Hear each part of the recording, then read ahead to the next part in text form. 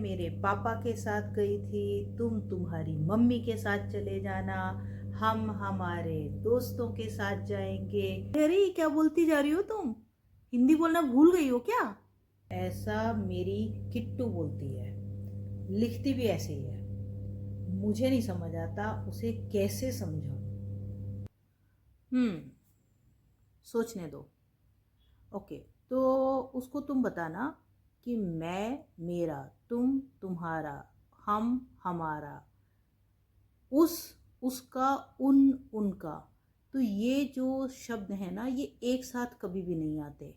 मैं, तुम, हम, उस, उन, इन सब के साथ में अपना, अपनी या अपने का प्रयोग होता है।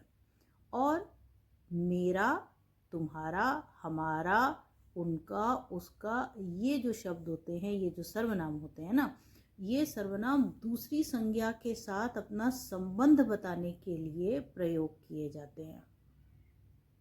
हाँ, तो उदाहरण के लिए मैं अपने पापा के साथ में खाना खाने गई, ठीक है।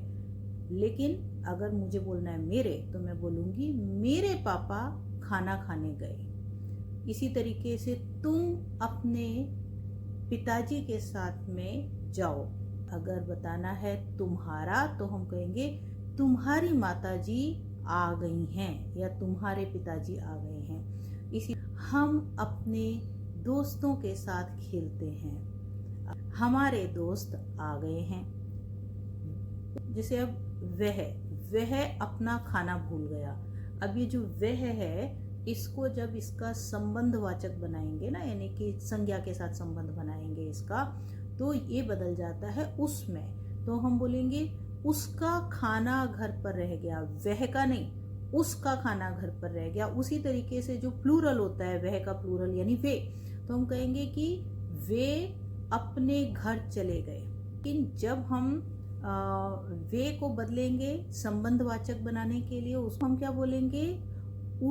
उनके घर में कुछ लोग आए हैं। तो घर का संबंध जोड़ा ना, तो हमने वह के या वे के नहीं बोला, हमने बोला उनके घर में कुछ लोग आए हैं। तो इस तरीके से समझाओ तो थोड़ी सी प्रैक्टिस करनी पड़ेगी, थोड़ा अभ्यास करना पड़ेगा, लेकिन उसको समझ में आ जाना चाहिए।